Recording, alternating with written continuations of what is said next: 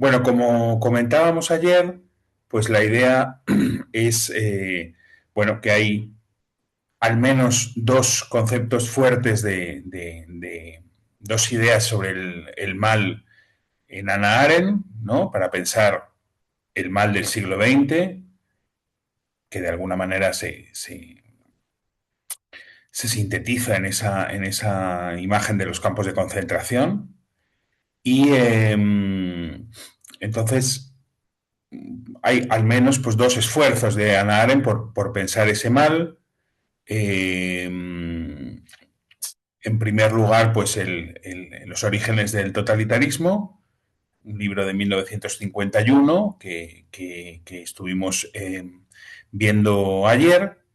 Y hay un segundo esfuerzo por pensar en qué consiste ese mal del siglo XX, que sería el libro Eichmann en Jerusalén de 1961, que creo que se publicó en el 62 o en el 63, pero me parece que la escritura, el juicio desde luego fue el 61, y luego el libro no sé si se publicó en el 62 o en el 63. Y ahí es donde ella forja un segundo concepto que es el de banalidad del mal, ¿no? Entonces, bueno, hay una discusión abierta sobre si ella cambió de opinión o bien, digamos, el mal, la banalidad del mal es un complemento al mal radical.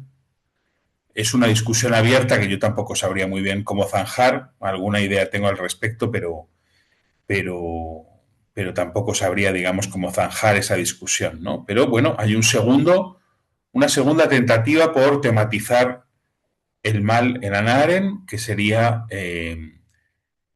en torno a este personaje que de alguna manera simboliza para ella el mal del siglo XX, ¿no? ¿Qué personaje es el que puede simbolizar el mal de todo un siglo para una pensadora como Arendt? Que sería Adolf Eichmann, ¿no? Este dirigente nazi, del que vamos a hablar ahora. Entonces, bueno, lo que podríamos decir es que tal vez Los orígenes del totalitarismo es un libro donde Hannah Arendt despliega un análisis más, podemos decir, sistémico del mal, ¿no? ¿Qué grandes tendencias históricas y políticas han desembocado en el mal del totalitarismo, ¿no? ¿Qué condiciones macro, qué condiciones objetivas? Y un poco ahí es todo lo que estuvimos viendo ayer, ¿no? Y, sin embargo, Eichmann en Jerusalén podríamos pensarlo como un análisis micro del mal. ¿Qué condiciones subjetivas son las que, digamos, requiere el mal moderno para Hannah Arendt, ¿no? El mal del siglo XX. Entonces, orígenes del totalitarismo, condiciones objetivas, macro, Eichmann en Jerusalén, condiciones subjetivas y micro. Es una propuesta que os hago para tratar de entender los dos libros, ¿no? Es decir, Eichmann en Jerusalén lo que se preguntaría es qué tipo de subjetividad, qué tipo de sujeto, qué tipo de humanidad o qué tipo de no sujeto, porque ahora veremos que más que un sujeto se parece más a un no sujeto, Eichmann, tuvo que crear el totalitarismo, el nazismo, para ejecutar su masacre sistemática, su barbarie sistemática, su horror organizado, ¿no? Y bueno, como decíamos antes, pues todo esto se encuentra como una personificación en una persona que hace de símbolo del mal en el siglo XX para Hannah Arendt, que es Adolf Eichmann. Adolf Eichmann, bueno, ya lo sabéis, fue el encargado de las logísticas de deportación en Polonia, encargadas, digamos, de vehicular la solución final contra los judíos, ¿no? Es decir, fue el encargado de los trenes que llevaban a los judíos a las cámaras de gas, ¿no? Eh, de alguna manera podríamos decir, vinculando la sesión de hoy con la sesión de ayer, que Adolf Eichmann fue el encargado logístico de hacer con los hombres superfluos, ¿no? Con los seres humanos que se han vuelto superfluos. Fue él el encargado de meterlos en los trenes, deportarlos y llevarlos a un lugar de exterminio, ¿no?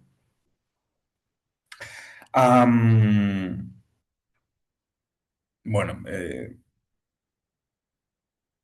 hay un momento donde en el libro Hannah Arendt comenta que el horror en las SS empezó cuando los asesinos, dice, los asesinos sádicos fueron sustituidos por asesinos de oficina, ¿no?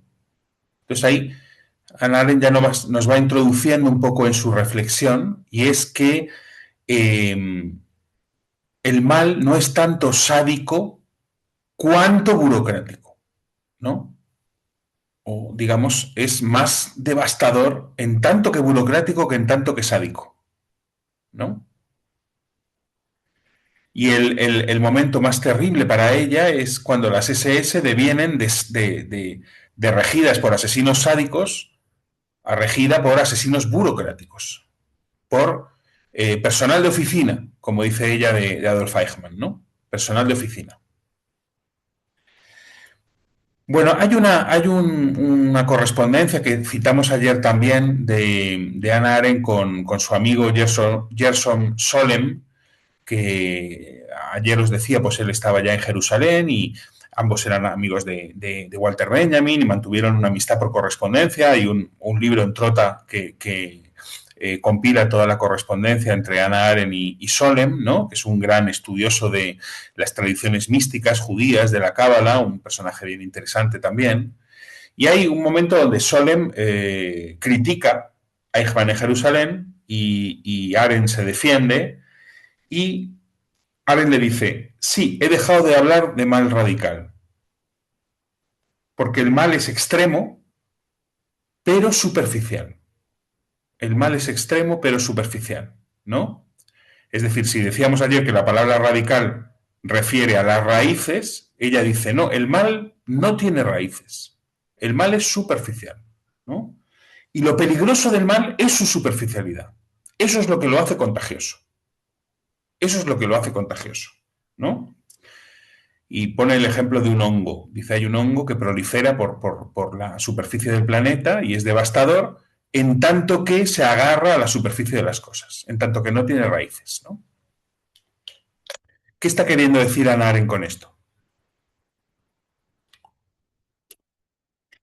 Que el mal encarnado en Eichmann no tiene abismos psicológicos, motivaciones profundas, tensiones íntimas destacables, ni siquiera desequilibrios evidentes en la persona, ¿no? Es decir, que Eichmann es lo contrario de un asesino de Shakespeare, digamos, que está tomado por la duda, tomado por la violencia, tomado por las pulsiones, tomado por el desequilibrio, tomado por la locura. No, Eichmann es todo lo contrario. Eichmann es, como dice Hannah Arendt, un fulano cualquiera. Un fulano cualquiera. Es todo lo contrario de un asesino shakespeariano, tomado por la pasión. Es un fulano cualquiera cuyo peligro es su desapasionamiento, su frialdad burocrática, ¿no? Bueno, Eichmann huyó a Argentina después de la Segunda Guerra Mundial. Dicen que con ayuda del Vaticano. Bueno, eso no es un dato que no puedo verificar, pero que huyó a Argentina y en Argentina pues pasó muchos años viviendo. Tenía no sé cuántos hijos, al menos uno. Ese hijo creía que su padre había muerto y que quien le cuidaba ahora era un tío, ¿no? Y en realidad era la misma persona que él había conocido de pequeño. Se llama Klaus Eichmann, que luego es un personaje que igual sale en la sesión de hoy también. Y en determinado momento el Mossad israelí detecta dónde se ha escondido Eichmann, le secuestra una noche, se lo lleva a Israel y ahí se escenificará un juicio que será muy importante en la historia de Israel, ¿no? El juicio donde las víctimas, digamos, juzgan a uno de los ejecutores, ¿no? Que acabará con la muerte por ahorcamiento del propio Eichmann, ¿no? Esto ocurrirá en el año 61.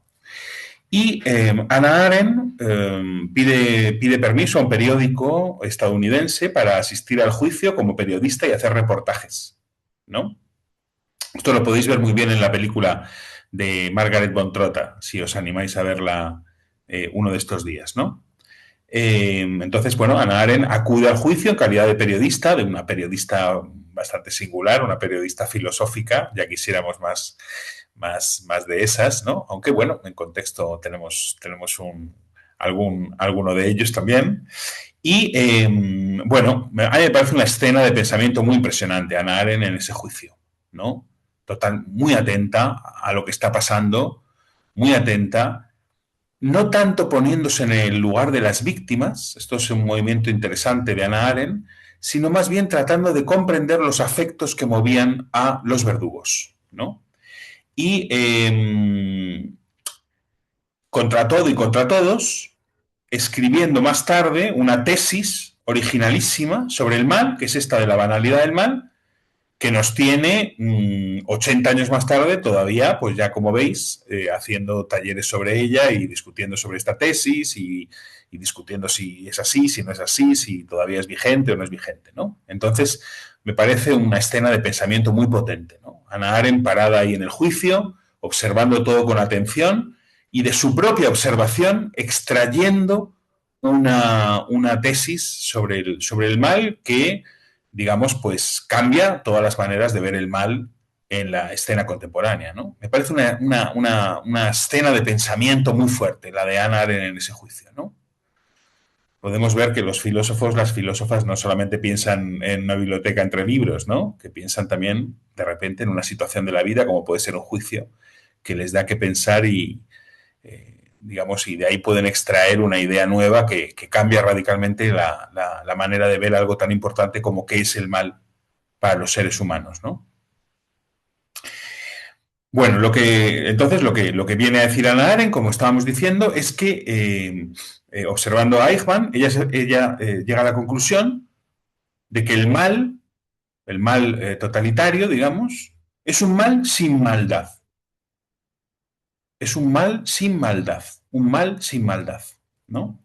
Es decir, que Eichmann no es en absoluto un asesino en serie, no es un psycho killer, no es un personaje de estos de película, de serie, ¿no? Todo lo contrario. Ni siquiera tiene motivaciones especialmente malvadas. Arendt incluso niega que sea especialmente antisemita, un momento muy polémico del libro. Ella niega que realmente el comportamiento de Eichmann se explique por el hecho de la ideología antisemita. Y lo que viene a decir es que Eichmann no es un villano, sino alguien incapaz de pensar.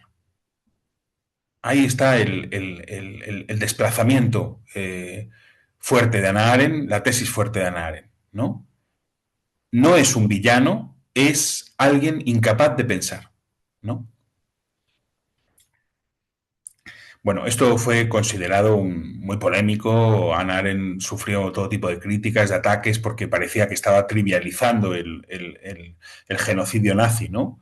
Como llamándolo banal. Ella no quería decir que el genocidio fuera banal, sino que sus asesinos, los que sostuvieron el asesinato masivo, por lo menos en muchos de los casos, eran funcionarios banales, fulanos cualquiera, burócratas como Adolf Eichmann. Todo lo contrario de un villano shakespeariano, alguien a quien nunca veremos protagonizar ninguna serie de Netflix, ¿no?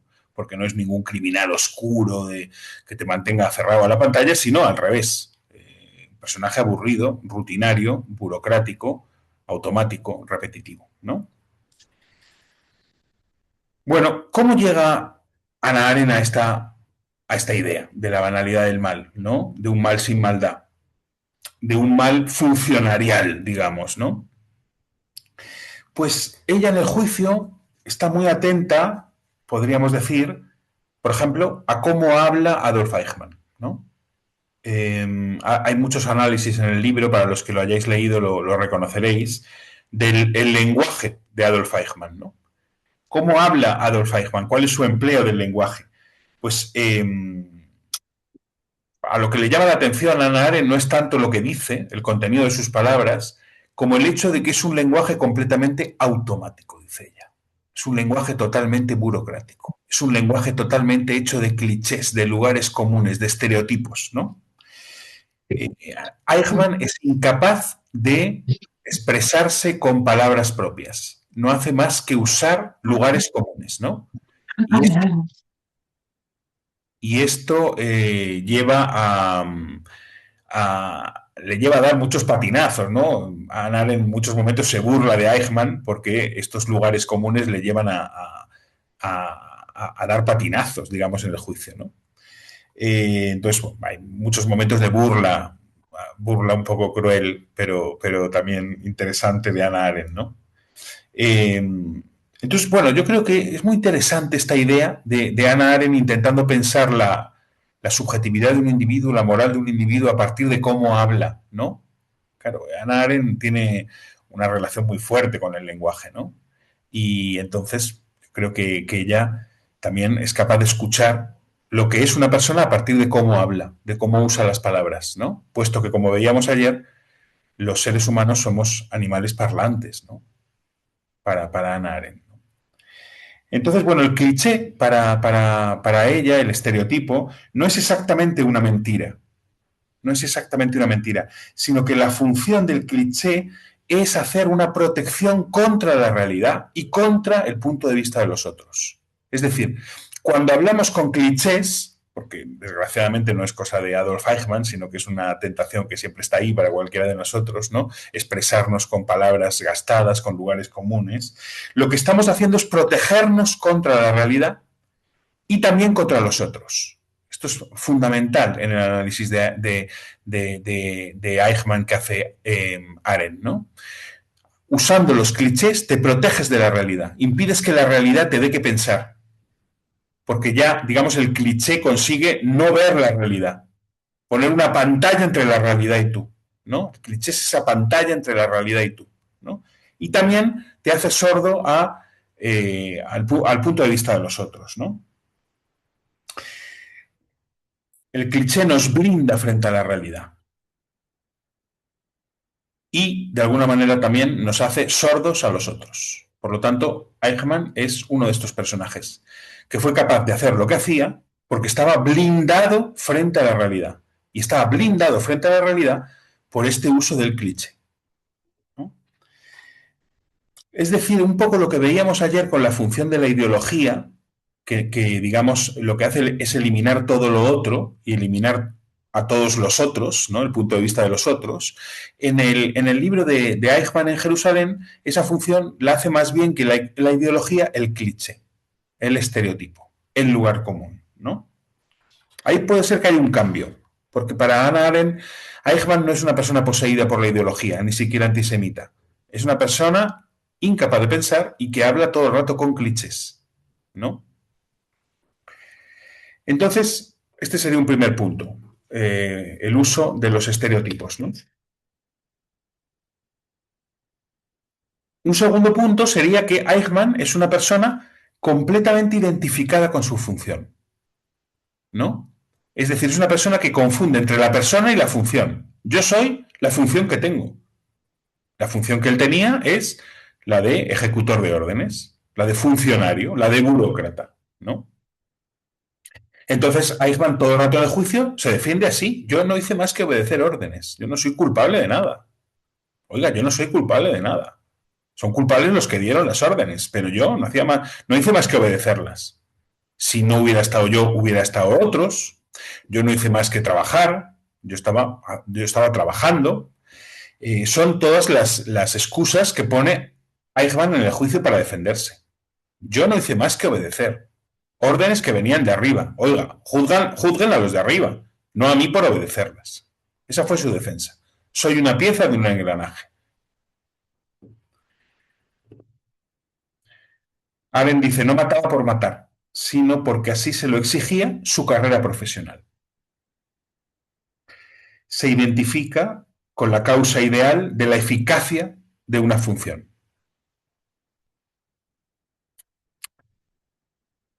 Elimina su persona moral, dice Hannah Arendt, como si os acordáis ayer, que Arendt define la moralidad como la capacidad de distinguir el bien del mal, en favor de una función automática que se trata de obedecer. Yo no hice más que mi trabajo. No hice más que mi trabajo. Fui obediente a las leyes, a las normas, a las reglas. Es decir, fui un buen ciudadano, ¿no? Entonces, Eichmann cumple su función, no se hace ninguna pregunta al respecto de las órdenes que recibe, es eficacísimo en su función precisamente por esto, porque Eichmann fue una persona totalmente eficaz, que hizo grandes inventos en la eficacia burocrática de la solución final, ¿no? Conseguía a nivel de burocracia portentos, ¿no? Esto es muy importante porque Hannah Arendt dice, ojo, que no pensar no quiere decir que seas estúpido. Eh, Eichmann es todo menos estúpido. Es una persona inteligente para lo suyo, eficaz en lo suyo, práctica en lo suyo, pragmática para lo suyo, pero no piensa, ¿no? Es decir, el problema no es de estupidez. El problema no es de estupidez. Eichmann es inteligente. Lo que no hace es pensar. ¿Por qué? Porque para Hannah Arendt hay una diferencia entre pensar y saber. No es lo mismo pensar y saber, ¿no? Pensar es otra cosa que saber. Eichmann podía saber muchas cosas de cómo hacer funcionar una máquina burocrática. Lo que no hacía es pensar, preguntarse por el sentido de lo que estaba haciendo, ¿no?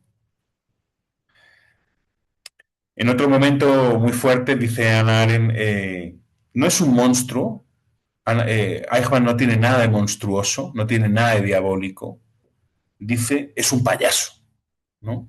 Un payaso no porque sea una persona divertida, que haga reír a los demás, sino porque es una mezcla de lo grotesco y lo cómico, ¿no? Es un payaso, no sé cómo podríamos decir en castellano, ¿no? Quizá podría haberse traducido mejor. Un payaso, no sé cómo podría haber sido, ¿no? Pero alguien entre lo cómico y lo grotesco, ¿no? Porque, digamos, es una palabra fuerte, yo creo que es importante entenderla bien. ¿Por qué le llama payaso, no? Porque es pura mímica, Eichmann, es pura mímica, es pura representación, es pura exterioridad, ¿no? Es decir, Eichmann, un bufón por ahí, un pelele, dicen, puede ser. Eichmann no tiene contacto o intimidad consigo mismo. Aquí nos estamos acercando a la definición de Arendt de qué es pensar. ¿Qué es pensar? No es saber, no es conocer, no es ser inteligente, no es tener conocimientos, es otra cosa, ¿no?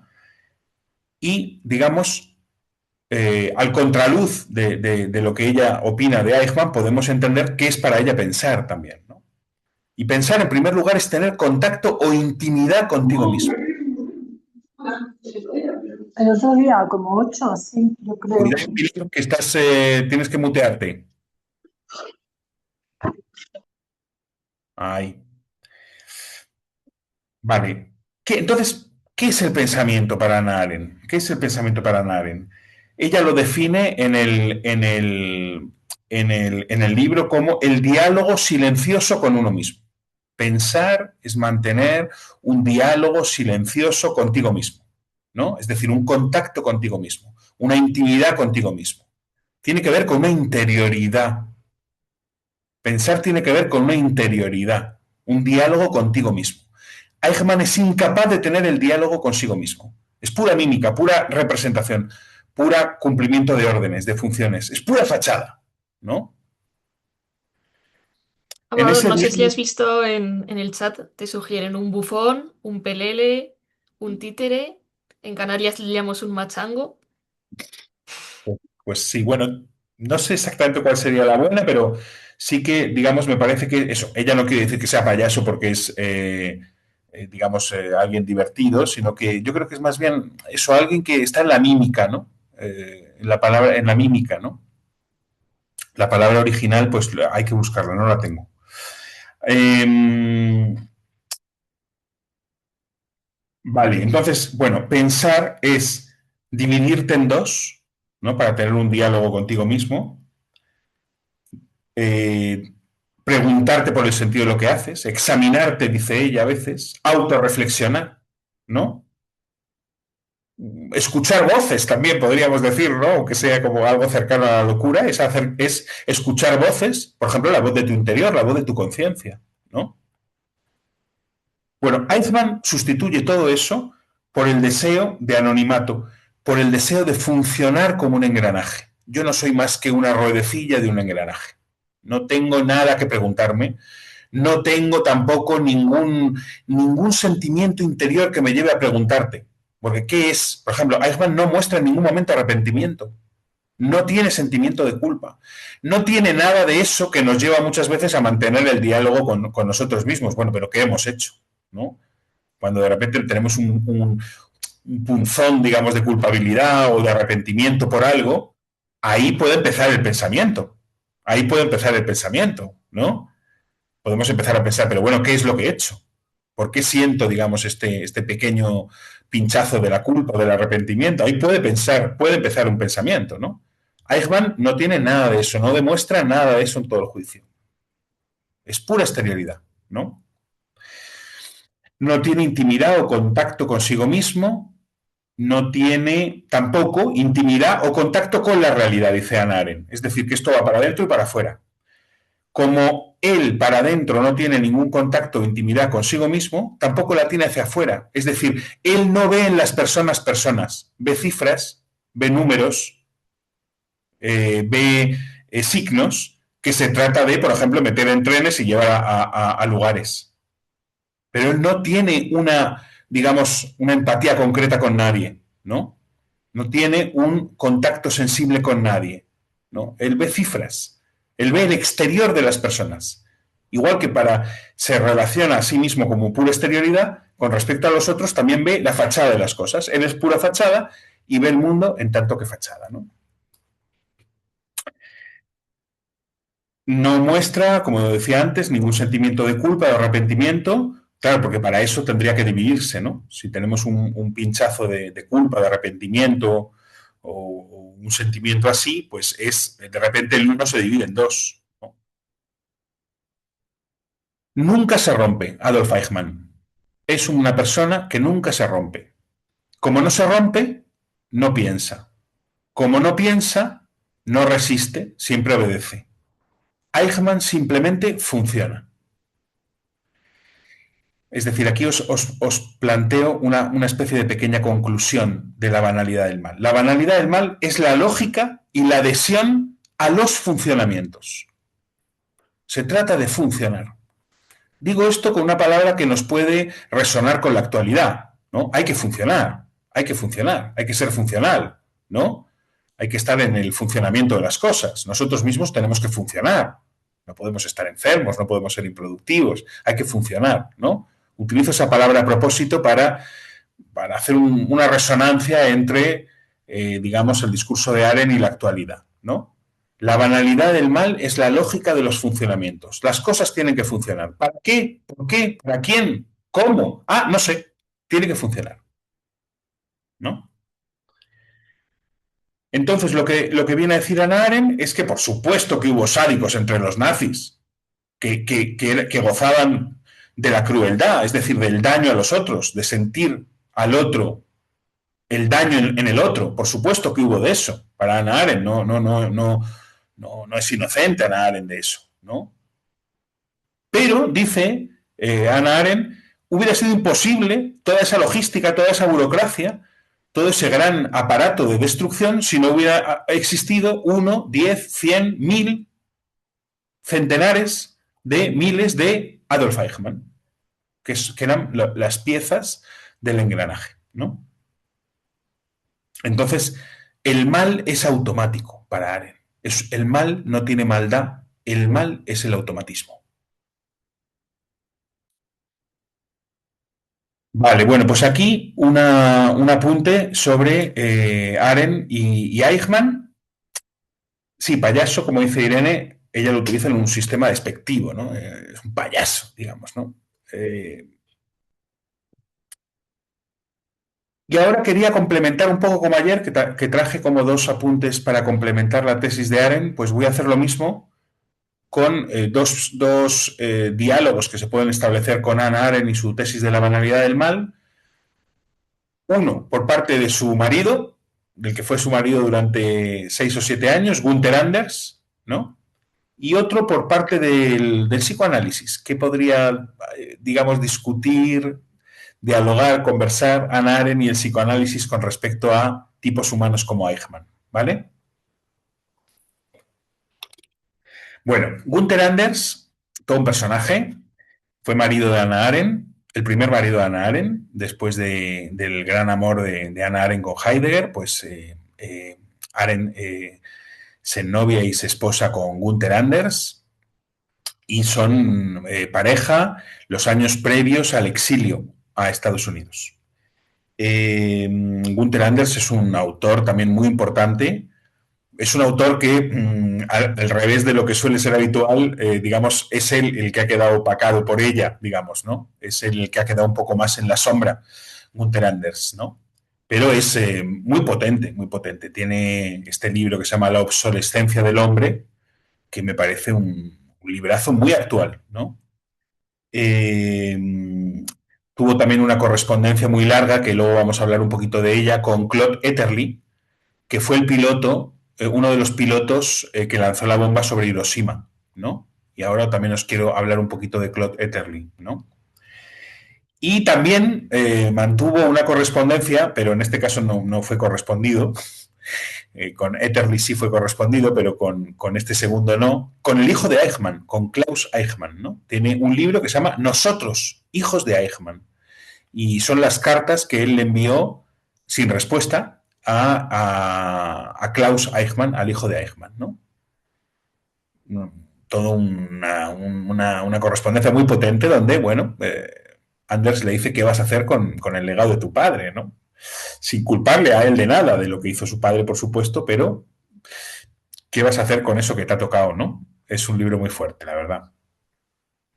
Bueno, ¿cuál es la diferencia entre el análisis de Anders y el análisis de Arendt? Pues que para Anders no solo el mal no solo es la incapacidad de pensar, no es solamente, como dice Arendt, un vacío de pensamiento, sino también la incapacidad de sentir y de imaginar. Yo creo que aquí Anders está como ampliando un poco el análisis de Arendt, ¿no? Habría que ver cómo lo veía la propia Arendt, ¿no? Pero Anders, como de alguna manera, está ampliando un poco la definición de mal de Hannah Arendt, ¿no? No solamente es la incapacidad de pensar, que también, sino la incapacidad de sentir y de imaginar los resultados de las propias acciones, ¿no? Es decir, lo que viene a decir Gunther Anders es que el mal del siglo XX, el mal radical, es la desconexión entre pensamiento, sentimiento e imaginación. Esto yo creo que es muy fácil de imaginar, de entender a qué se está refiriendo, por ejemplo, si pensamos en un acto de consumo cualquiera, de cualquiera de nosotros hoy, ¿no? Que vamos, por ejemplo, al IKEA y compramos una cosa bien baratita que nos va fenomenal en casa. Pero ¿quién ha hecho eso? ¿Quién ha hecho esa mercancía que estamos comprando? ¿Cómo es posible que sea tan baratita y que nos vaya tan bien? Lo que dice Gunther Anders es que no somos capaces de sentir, por ejemplo, el dolor de la explotación del obrero, de la obrera que hizo esa pieza, y tampoco somos capaces de imaginar quién lo hizo. Es decir, que hay una desconexión entre lo que hacemos y lo que se fabrica, entre lo que somos capaces de hacer y lo que somos capaces de imaginar. Él no pone ejemplos del consumo, pone ejemplos más bien de su época, que son ejemplos de la técnica. Él dice que la técnica opera este corte entre pensamiento, sentimiento e imaginación, o del trabajo. Él dice que el trabajo es un lugar donde aprendemos a desconectar lo que pensamos, lo que sentimos y lo que imaginamos. Porque como estamos trabajando no hay que preguntarse nada. Tampoco nada de lo que va a hacer, de lo que va a hacerse con la mercancía que producimos, ¿no? Y, de alguna manera, su análisis del nazismo es que lo preparó el mundo del trabajo, que el mundo del trabajo fue el que generó a los Eichmann, que decían, Luego, no, yo seguí trabajando. Lo que pasa es que trabajando ya no en una fábrica cualquiera, sino en una fábrica de producir cadáveres, ¿no? Entonces, para Gunther Anders, el trabajo neutraliza la capacidad moral, digamos, del ser humano al desconectar pensamiento, sentimiento e imaginación. Son tesis muy poderosas, las de Anders, ¿no? Que podemos poner en diálogo con las de Arendt. Porque para Anders, sentir e imaginar son los motores de la responsabilidad. Es decir, yo creo que fundamentalmente para Anders, Eichmann es un sujeto irresponsable, que nunca quiso hacerse responsable de aquello que estaba haciendo, ¿no? Por eso siempre decía, no, yo obedezco, no soy responsable, o yo obedezco. Ni siquiera puedo ser juzgado, porque yo simplemente obedecí, ¿no? Responsabilidad, es decir, literal, ¿no? Somos llamados a responder por algo. Eso es ser responsables, responder. Responsable, responder ante algo, ¿no? Responder, dice Anders, ante lo que nos afecta. Pero como ya no somos capaces de sentir, nada nos afecta. Porque cuando compramos en el IKEA, ¿cómo vamos a hacernos responsables de que eso que estamos comprando lo hizo un niño vietnamita del que no sabemos nada, nunca sabremos nada, ni siquiera somos capaces de imaginar nada? No podemos hacernos responsables. Entonces la capacidad de responsabilidad del ser humano en el mundo tecnificado queda abolida y eso es para Anders lo monstruoso.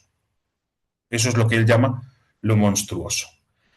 Y es muy interesante la correspondencia de Gunther Anders con Claude Hetterly, porque no sé si conocéis esta historia, es tremenda, la historia del piloto de Hiroshima, de Claude Hetterly, y la correspondencia que mantuvo Gunther Anders con él, os recomiendo muchísimo leerla porque es muy fuerte, ¿no? Ya sabéis que pues va toda una comitiva de aviones a lanzar la bomba, pero los que lanzan la bomba no saben lo que llevan. Ellos creen que van a una operación, digamos, pues como otra cualquiera. Ellos no saben que portan la bomba, tampoco han decidido llevarla, ¿no?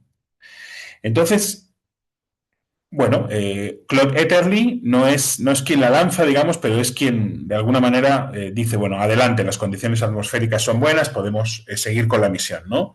Go ahead, dijo, go ahead.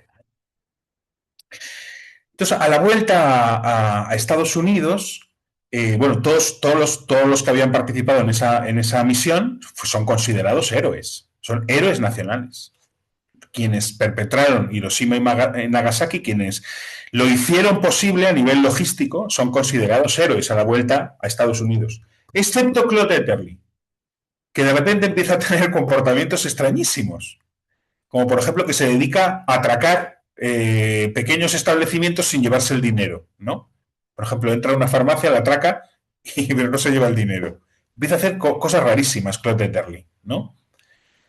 Muy interesante luego en la correspondencia con Anders, que Anders dice, bueno, sentías culpa y querías que alguien te castigara, ¿no? Claude Hetterly siente algo de culpa. Yo no decidí nada, yo no sabía nada, pero tengo un pinchazo de culpa por lo que estuve implicado, por aquello en lo que participé, por aquello en lo que me vi envuelto, aunque yo no decidí nada, ¿no? Bueno, le internan, pasó su vida internado porque creían que estaba loco, ¿no? Entonces le internaron, wow, pero ¿cómo? Esta persona, en lugar de querer ser un héroe y vivir con arreglo a su heroicidad, se dedica a hacer estas cosas raras. Entonces le internaron y pasó un montón de años internado en instituciones militares y psiquiátricas, ¿no? Y ahí es donde Gunther Anders empieza una correspondencia con él, interesantísima, y es gracias a la correspondencia con Gunther Anders que Claude Hetterly se entiende a sí mismo. Y dice, bueno, no, claro, que lo normal es sentir culpa. Lo anormal es esta sociedad que no siente nada, después de haber matado a 200.000 personas con una bomba nuclear, ¿no? Entonces, bueno, a partir de ahí, de esa fecundidad del sentirse mal, ¿no? Eso que nunca le pasó a Eichmann, sentirse mal, es lo que lleva a Hetterly a tener ese malestar. Es lo que lleva a Hetterly a hacerse responsable de algo que nunca decidió ni siquiera supo. Una responsabilidad muy, muy interesante la de Claude Hetterly, porque decide hacerse responsable de lo que él no decidió y de lo que él nunca supo. Es todo lo contrario de Eichmann. Entonces Günther Anders dice, este es el anti-Eichmann. Tenemos los Eichmann del siglo XX, pero también tenemos los anti-Eichmann del siglo XX, que son las personas que han decidido hacerse responsables incluso de lo que no sabían, incluso de lo que no hubieran decidido, ¿no? Y él a partir de ahí se hizo militante de movimientos antipacifistas, antinucleares, pacifistas, y tuvo correspondencia con los movimientos antinucleares en Japón, es decir, con sus propias víctimas. Bueno, es un personaje muy interesante y muy emocionante, la verdad. Un personaje muy emocionante. Entonces, Anders, Clotaire es lo contrario de Eichmann, porque en lugar de excusarse y decir, no, yo solamente era pieza de un engranaje, miren más arriba, él decidió hacerse responsable de aquello en lo que se vio envuelto, aquello en lo que participó, aunque, digamos, no lo decidió, ¿no? Entonces, bueno, para Günther Anders, la posibilidad de resistir al mal es hacernos responsables también de aquello que no hemos decidido, pero en lo que estamos envueltos, ¿no? Es decir, también aunque no hayamos decidido que nosotros, porque no somos los dirigentes de IKEA, digamos, no hemos decidido las condiciones de trabajo de la gente que va a fabricar las mercancías, también hay una cierta responsabilidad en nosotros a la hora de comprar, no comprar, qué relación vamos a tener con eso, qué relación vamos a tener como sociedad con esas condiciones de producción, de consumo, etcétera, ¿no? Entonces, la responsabilidad subversiva para Günther Anders es volver a hacernos capaces de sentir, de pensar y de imaginar y de conectar lo que sentimos con lo que pensamos, con lo que imaginamos. Ese es el gesto subversivo por excelencia para Günther Anders, ¿no? Y bueno, ya la última cosita sería que un apunte sobre el psicoanálisis y Hannah Arendt. Esto es una cosa mía una cosa que me ha venido a la cabeza, pero todavía no la tengo para nada armada, pero os la suelto, aunque sea como un balbuceo, ¿no? Porque, ¿cuál es la tesis de Hannah Arendt? La idea que os decía antes de un mal sin maldad, ¿no? Un mal en el desapasionamiento radical, ¿no? Un automatismo, un volverse automático. Aquí habría una discusión, me parece, con el psicoanálisis, porque el psicoanálisis piensa el mal vinculado a eso que llama la pulsión de muerte, y que en determinado momento Freud descubre. Ojo que el ser humano está atravesado, está habitado por una pulsión de muerte. Por eso la recurrencia de las guerras, de las barbaries, de las atrocidades que siempre ha habido en la historia, no están ligados solo al capitalismo, están ligados al ser humano como tal, ¿no? Y esa pulsión de muerte, eso es un poco lo que añadiría Lacan a Freud, además puede hacernos gozar. Puede haber una vibración de goce en esa pulsión de muerte, en esa crueldad, en ese hacer el mal, puede haber un goce que sea lo que nos hace incapaces de pensar, ¿no? Somos tomados por una intensidad pulsional que nos hace incapaces de pensar, ¿no? Como una compulsión que nos toma, nos hace incapaces de pensar, ¿no? Entonces, el mal de Eichmann no es un mal demoníaco, no es un mal apasionado, no es un mal motivado por el odio, el sadismo, la perversión, dice Hannah Arendt, es un mal sin profundidad, sin pensamiento, sin conflicto interior, un mal superficial, ¿no? Pero para el psicoanálisis, en realidad no hay un acto malo sin esa pulsión de muerte, sin el goce de esa pulsión de muerte. Es decir, que lo que podría discutir, a ver si se entiende más o menos, yo tampoco creéis que lo entiendo del todo, pero quería traeros este apunte, es que quizá hay una pasión también en Eichmann. No es solamente un personaje desapasionado y frío, sino que su frialdad es muy caliente. Hay una pasión en su frialdad, ¿no? Hay un goce de la obediencia. Hay un goce de la identificación con una pulsión, con una función. Hay un goce del no tener que responder como sujeto, ¿no? Es decir, hay un goce en la obediencia. La obediencia no es simplemente automática, fría, desapasionada, sino que hay una vibración, hay un placer aunque sea perverso, en esa obediencia, ¿no?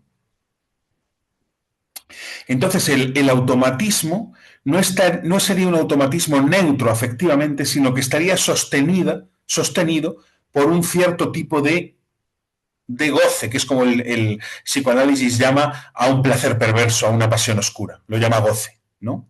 Goce del cumplimiento del deber, goce del buen funcionamiento de la máquina, goce de la repetición, aunque no tenga sentido, ¿no? Bueno, pues ahí me voy a quedar. Luego, si hay cosas que no se entienden o lo que sea, pues ya las vamos viendo en la discusión, en la conversación, en el debate. Me preguntáis, así yo también me aclaro mientras converso. Pero si os parece, lo dejamos ahí. Está el apunte sobre Arendt, Eichmann, el mal sin maldad y los diálogos con Anders y con el psicoanálisis. Y todo esto también para pensar en el siglo XXI, digamos, el mal también, cómo arraiga, dónde arraiga, en qué tipo de automatismos o de obediencias o de pasiones oscuras arraiga, ¿no? Bueno, Vale, Elena, pues yo me quedo por ahí, si os parece, y prolongamos en el debate. muy bien. Pues vamos a intentar eso, que las intervenciones sean breves para que pueda intervenir el máximo de gente posible. Ahora le toca a Miquel, me parece. Hola, buenas tardes. Hola. Supongo que te refieres a mí, Miquel Sí, Casado. Miquel Casado, sí, sí. Buenas tardes, eskerrik asko, como decimos en el País Vasco, de donde llamo o de donde participo. Gracias por la generosidad que tenéis en presentar esta oportunidad de escucharos y de invitación a pensar. Tanto ayer como hoy, ayer me quedé con la pena, quizá no me veía que había estructurado mi intervención, me quedé con la pena de haber intervenido, pero hoy me ha parecido más adecuado porque lo que ha expresado Amador en esta segunda tesis de Hannah Arendt me parece muy adecuada en cuanto a lo que ha dicho por esa incapacidad de pensar de Eichmann y del atrevimiento a ser capaces de imaginar, e incluso yo diría a ser capaces de mostrar amor. Me ha recordado, es que a mí me apasiona la idea, precisamente desde el psicoanálisis o de la psicología, de Erich Fromm en El miedo a la libertad, en la que apuntan cuáles son las características de la personalidad autoritaria, que es muy propia de la personalidad nazi, que se entrega a poderes superiores, algo que está por encima, no tiene por qué ser seres trascendentes, pero sí esos poderes como es la historia, el destino, lo que nos lleva. Y entonces, por el miedo a la libertad, se entregan totalmente a algo superior, que puede ser ese poder sádico, pero a su vez pisotean o desprecian y victimizan a los que consideran más débiles porque ellos quieren sentirse en esa incapacidad de pensar, de imaginar el dolor, etcétera, etcétera. Lo que hacen es ser algo precisamente por la capacidad que tienen de pisotear a los demás, a los más débiles. A mí me parece que esto es esencial incluso en lo que está pasando hoy el día, porque me imagino que tiene un sentido lo que estamos viendo en cuanto a traspolarlo a lo que está pasando actualmente. Con lo que pasó en Alemania, me parece, y lo de ahora, hay algo que es común y son las condiciones de posibilidad de que surja no sé si se me está yendo, ¿se me sigue oyendo? Sí, Miquel, se escucha. Vale, perdón. Es que he visto algo aquí que pensé que es que se había desconectado. Sí, En creo que has hecho Alemania algo nazi raro con la pantalla, pero he visto algo raro y no sé si es que se había cortado y estaba hablando solo. Pero si no es así, continúo, que acabo enseguida. Se dio en Alemania nazi unas condiciones de posibilidad, que fue una crisis económica tremenda. La clase media se sintió precarizada y entonces acudió a la llamada esa, al señuelo del chivo expiatorio, con quienes fueron tremendamente sádicos, incluso la clase normal, pues sí, participando quizá de ese qué hacer más que dejarse llevar por las circunstancias, ¿no? Por el poder tan fuerte que tenemos. Me parece que hoy, precisamente en 2008, después de la debacle financiera y otros momentos, la gente se sintió muy indignada por ese bajón de las posibilidades económicas, por el fraude, por la estafa económica, y esa indignación junto con el señuelo de la inmigración, pues hizo aumentar la ultraderecha, que es precisamente la ultraderecha un tipo de personalidad que es de tipo autoritario, nazi. No sé si estáis o estás, Amador, de acuerdo con esto y esta posible analogía o paralelismo que puede haber. Y por eso quizá el asunto son dos, lo que tú dices de pensar, de atrevernos a pensar y pensar qué es la democracia, es pensar, qué es participar, qué es dialogar con los demás y las demás para hacer una forma de vida igualitaria. Entonces, eso, pero también yo creo que la ultraderecha descendería mucho o existiría menos si las condiciones económicas fueran mucho más progresistas, de mejores condiciones de vida, porque parte de la gente que está voltando a ultraderecha puede ser precisamente más por indignidad y rabia que porque tenga ese tipo de personalidad. Más bien es cosa de los líderes, ¿no? De ese tipo de personalidad, ¿no? Que lo mismo me da que sea de este tipo banal de Eichmann o de realmente autoritarios, sádicos o demás. No sé qué opináis. Perdonad que igual me haya alargado y es que ricasco. Elena, no sé si tú no puedes eliminar. Bueno, no sé si. Eh, le, no sé si expulsar a Estela y que vuelva a entrar. Eh, Es, esto Viva el es, mal, viva ¿cómo el se llama esto? ah, lo está Esto haciendo. es el, Vale, es esto el es a joteo, propósito, ¿no? La entonces. bruja, la bruja Viva el mal, viva el verías. capital, La bruja efectivamente. verías. Es que O sea, yo creo que la igual, banalización. igual sí, igual hay, no sé. Vale, pues Estela. Pone que el anfitrión también puede desactivarla, no sé si podréis. Puede ser, puede Sí, ser que lo puedes tú desactivar, Elena, sin pues podré, expulsar. pero herramientas de anfitrión. Yo no sé lo que ha pasado, no tengo idea. Vale, ya está, ya Bien. está. Está solucionado. Perdona, Estela. Gracias. Gracias. Em, vale. Bueno, ahora le tocaba intervenir a Nauleón, creo. Sí, hola, yo soy Sara, es que sale ese nombre y no he podido cambiarlo, perdón. Yo una pregunta breve que no sé si es, bueno, era la cuestión de la relación entre el mal radical y el mal banal, si había como una relación de dependencia temporal, es decir, si hace falta que haya un mal radical para producir entonces como una especie de superficialidad en los verdugos que sean capaces de ejecutar ese mal banal. No sé si... Sí, ¿Sí? Vale, pues ya está. Gracias. Vale, y entonces ahora interviene Salvador y responde Amador, si os parece vale, bien. venga. Hola, buenas a todas y todos. Nada, me ha encantado, muchas gracias. Y a ver, una pregunta y un poco una reflexión, que es como lo que tengo yo ahí. La pregunta es si ha habido algún tipo de comparación entre las vidas de Eichmann y el piloto que no recuerdo, no voy a pronunciar bien el nombre. Eh, en el sentido de sus condiciones de vida, de si condiciones familiares, si han sido respetados, si han tenido sensibilidad para con ellos, que según un poco mi idea, sería como que con Eichmann no se ha tenido como esa sensibilidad, no se ha tenido como un respeto en su crianza. Y eso ha podido posibilitar el hecho de que esté desconectado, ya no solo del pensar, como decía Hannah Arendt, sino también del sentir.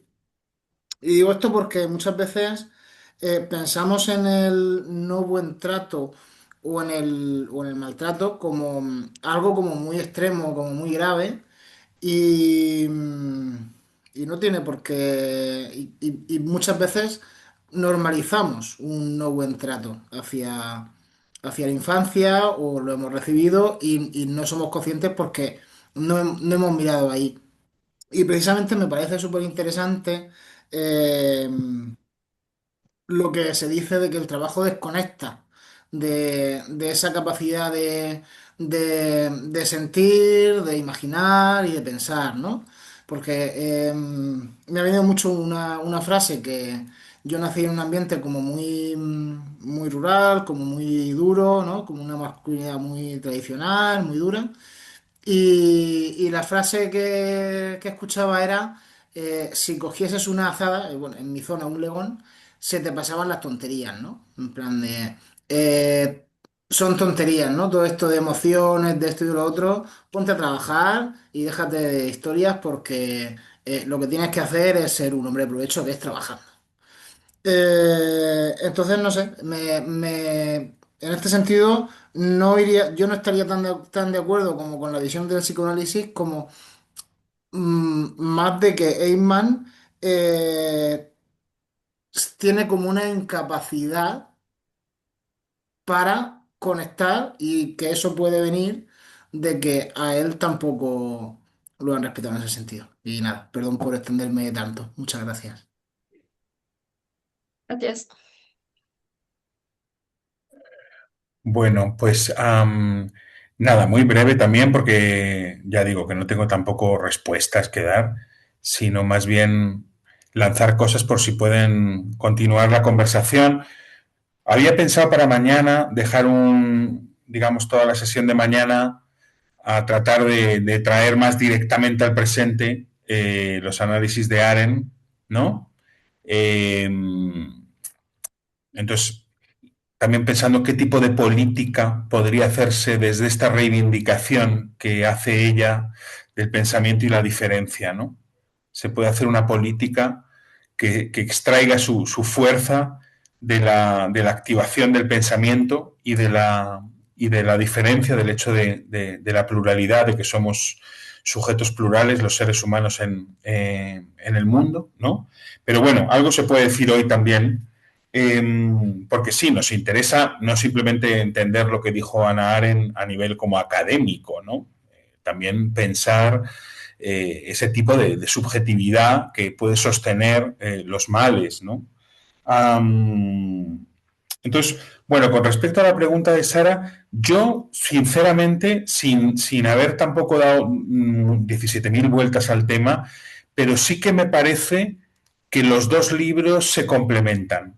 Ahora tiendo a verlos así. Aunque la propia frase de Arendt en su correspondencia con Solem, cuando le dice que ya no habla de mal radical, a mí me confundió, porque daba la impresión de que se estaba como rectificando a sí misma. Pero la verdad es que después de leer un poco más al respecto, ahora no me lo parece así.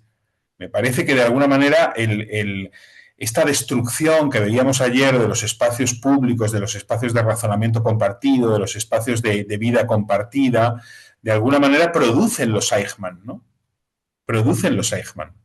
Entonces, son como dos libros que igual pueden tener ser complemento el uno del otro. Es decir, por un lado, la descripción a nivel macro de tendencias históricas y políticas, y por otro lado, qué tipo de ser humano, qué tipo de subjetividad, qué tipo de sujeto o de no sujeto, ¿no?, se produce, que puede sostener esas condiciones de desaparición de lo público, de la vida pública, del encuentro con el otro, del razonamiento con el otro, de la diferencia, etcétera, etcétera, ¿no? Me parece que se complementan ambas visiones, ¿no?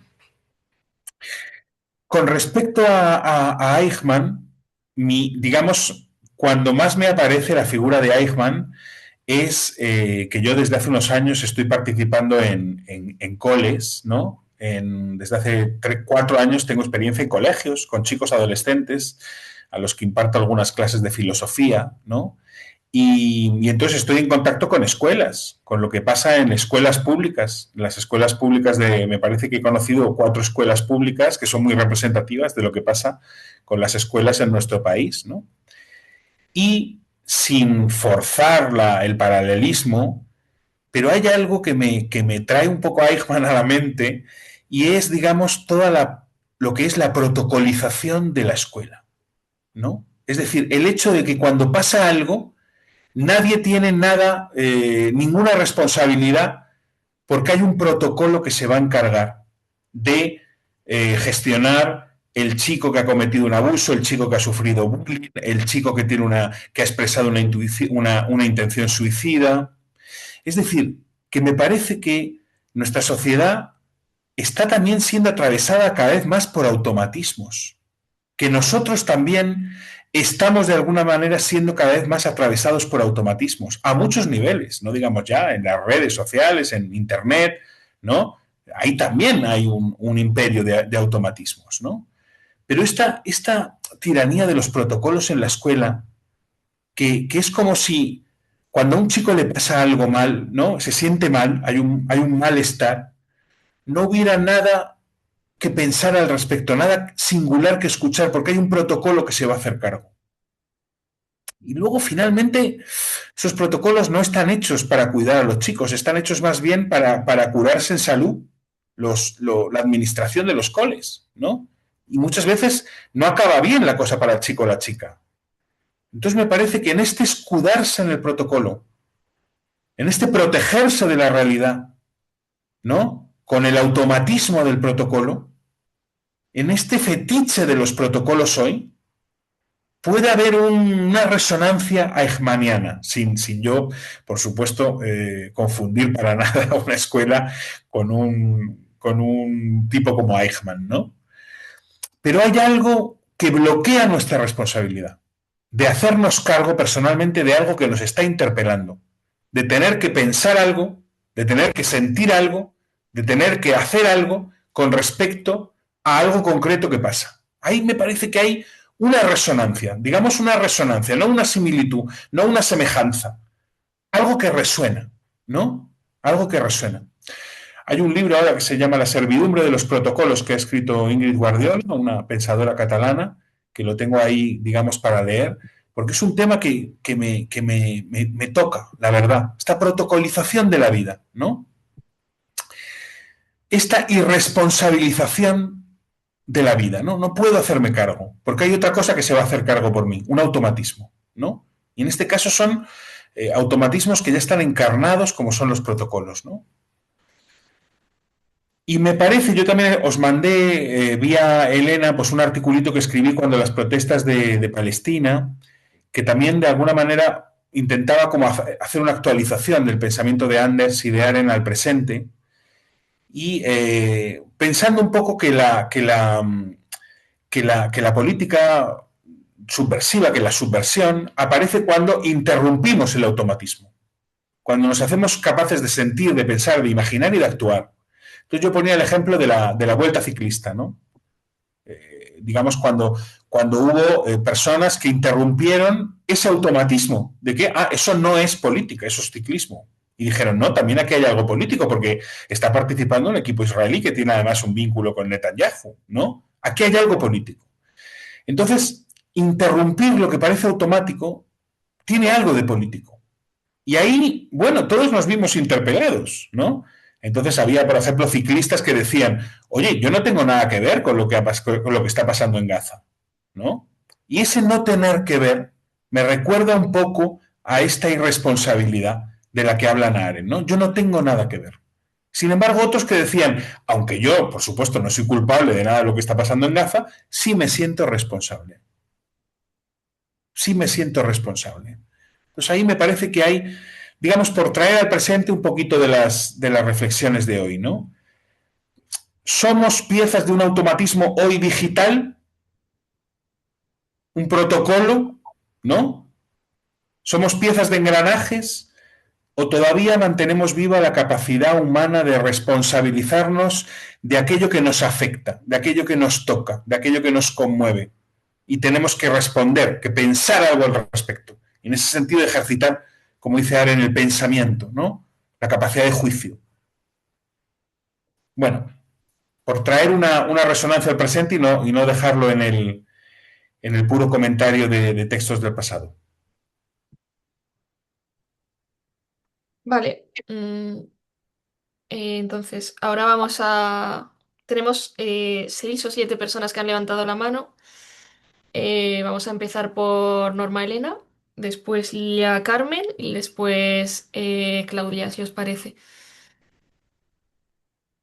Bueno, gracias. Buenas tardes desde Buenos Aires. Y claro, para mí personalmente el texto del juicio de Eichmann por Argentina formar parte, desgraciadamente, de esa odiosa tradición de las masacres administradas, les decía ayer cómo a mí Hannah Arendt me ayudó un poco a haber estado obligada a cubrir diariamente durante 6 meses, escuchar los testimonios de las víctimas que reconstruyeron ese rompecabezas macabro del terrorismo de Estado y a su vez tener a metros a los que estaban acusados por torturadores, ¿no? Es decir, eso yo estaba obligada al hecho y no pude, tal vez admiro a Hannah Arendt porque me faltó el talento de poder inmediatamente poder reflexionar sobre todo lo que ahí había escuchado, porque sobre todo también los militares argentinos se defendieron con el deber obedecer, cumplían órdenes. Como Argentina también ahora, a partir cuando fue la invasión de Estados Unidos para llevarse a Maduro, recordé mucho el episodio de Eichmann en Buenos Aires, porque efectivamente él vivía acá, es decir, por supuesto que estaba protegido, o si lo trajo el Vaticano, lo cierto que él tenía una protección porque tenía una vida, había cambiado su nombre, pero vivía en Buenos Aires. Entonces, cuando el Mossad lo secuestra y lo lleva a Israel, a mí siempre me llama la atención que en Argentina nadie dijo nada, ¿no? Parecía normal que se pudiera un Estado venir, secuestrar a alguien y llevarlo. Esto no invalida de que se estaba llevando un criminal. Y esto es un poco lo que Hannah Arendt, ella, la gran polémica por la que sobre todo las organizaciones judías la critican, es porque ella de alguna manera responsabiliza o describe como los que eran los comités judías, que ella dice que de alguna manera, por haber tenido los listados, ayudaron a que la deportación que hacía Eichmann fuera facilitada, ¿no? Eso fue un tema de una gran polémica. Y lo que a mí siempre me interesó también en Hannah Arendt, que ella no se defendió. Ella está en las cartas, efectivamente, con sus amigos más directos, pero no hizo una defensa pública. Quien hizo defensa de ella, de su libro, fue su amiga McCarthy, con la que, insisto, les recomiendo la lectura de las cartas que mantienen entre ambas, porque da una idea también de cómo ella vive todo ese periodo de gran polémica, ¿no? De gran incomprensión. Yo suelo provocar en mi país y pregunto a personas que tendrían que saberlo, cuáles fueron las últimas palabras de Eichmann cuando va a la horca, ¿no? Y grita o dice, viva Alemania y viva Argentina, con lo cual es un odioso legado, pero qué fácil reconocer en esto como también los torturadores argentinos se defendieron diciendo que cumplían órdenes. Últimamente han aparecido libros, porque Eichmann han empezado a conocerse unas entrevistas que él dio a un periodista holandés, donde lejos de mostrar lo que había dicho en el juicio, de que él había cumplido órdenes, en realidad frente a este periodista holandés se jacta, es decir, de todo lo que él había hecho, con lo cual vuelven a poner sobre Hannah Arendt como invalidando esta idea fundamental que ella tiene de que, es decir, este ser que parecía mediocre, que decía cosas ridículas, que muchas veces la hacía a ella reír, en realidad no era un monstruo, sino que era alguien que no podía discernir entre el bien y el mal, ¿no? Yo creo que es un tema fundamental, tiene que ver mucho la relación que tenemos con el pasado trágico. Yo vengo de haber estado 3 meses en España y en relación a toda la memoria democrática, y ahí un poco lo que decía Amador, mi pregunta es cómo transmitimos el pasado, qué hacemos en las escuelas, cómo debe transmitirse ese pasado trágico para crear los anticuerpos democráticos, que por lo menos es lo que tenemos como prueba, es decir, para el nunca más, la pluralidad, el poder pensar en libertad, con estas realidades que hacen saltar todas las categorías y nos obligan, aún a riesgo de equivocarnos, a volver a pensar, ¿no? Gracias por el tiempo. Muchas gracias, Norma. Comenta Carlos en el chat que es un gusto y un honor escucharle. Damos paso ahora a Carmen. Bueno, después de la resonancia que comentó Amador, de que somos piezas así en este mundo informático y varias reflexiones que se hicieron de cómo nos vamos haciendo, cómo vamos entrando en los automatismos, ¿no? Desde el trabajo. Yo ya desde ayer también me preguntaba por qué volvemos otra vez ahora en el presente, después de ser la primera vez en la historia en la que tenemos datos, imágenes de todos los horrores que sucedieron en el siglo XX, porque estamos así abocados a, a volver a repetir o a volver a vivir situaciones donde el mal está presente. Entonces, me resonaba mucho Rita Segato con una reflexión que hizo en una charla en la que hablaba de una pedagogía del mal, de cómo se nos había, desde los años 60 hasta la actualidad, poco a poco con la cultura audiovisual, con los libros, poco a poco se va filtrando y nos vamos como acostumbrando al mal. Y ella ponía el ejemplo de cuando se estrenó la película de la Naranja Mecánica, que fue hasta prohibida en ciertos sitios y que la gente salió horrorizada, e incluso su protagonista estuvo muy traumatizado y tuvo que, por lo visto, recibir terapia. Y ahora ella le había vuelto a visionar y le daba, no la risa, pero bueno, con todas las cosas que ya estamos acostumbrados a ver, pues eso no nos está haciendo también como repetir automatismos, insensibilizarnos al mal y que eso facilite el que haya ciertos comportamientos que nos puedan resultar increíbles que se repitan. Gracias. Gracias, Carmen, por la síntesis también. Vale, cerramos este turno con Claudia Laudano de Argentina. Hola, bueno, Hola. me gustaría aportar una cosita muy sencilla, que es, leyendo lo de los totalitarismos, cuando Hannah Arendt dice que los totalitarismos, entre otras cosas, lo que hacen es no solo destruir las instituciones que existen, ¿no? Sino también crear nuevas. Y eso, vinculado con este texto de Eichmann, me hizo pensar o tratar de relacionar sí, en personajes como Eichmann, no para quedarnos en él, pero que nos pueden estimular para pensar otras adhesiones automáticas a ciertos proyectos, ideas o tendencias, ¿no? Que ella dice hombre de segunda importancia, me gusta eso, cómo intenta desmerecerlo, aunque ha tenido su papelito. Si lo que no encuentran en estas instituciones no es también estas nuevas instituciones de las que se abren, ¿no? Que pueden ser o en otro sentido partidos políticos, tendencias, propuestas, como para traerlo más al presente, se no encuentran su propio sentido, ¿no? Su sentido de vida con esa participación. Y si no es que en esa participación también nos buscan reconocimiento, ¿no?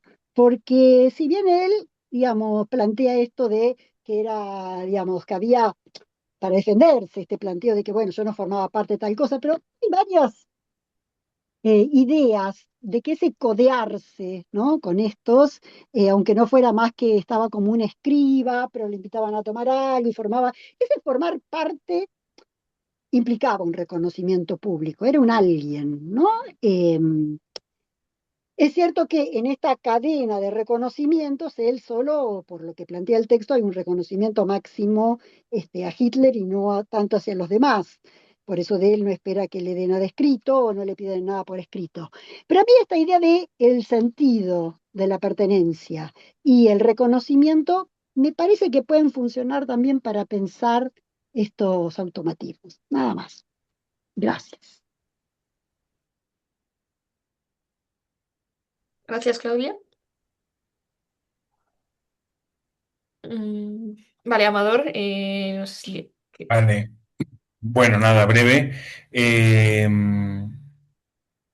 Ahí va a decir yo, porque me está gustando mucho leer los comentarios que hacéis también en el chat sobre esta cuestión de los protocolos, ¿no? Porque, bueno, veo ahí como que resonáis un poco con esta preocupación también mía de esta protocolización que genera esta irresponsabilización y esta desresponsabilización, ¿no? Y esta sordera, ¿no?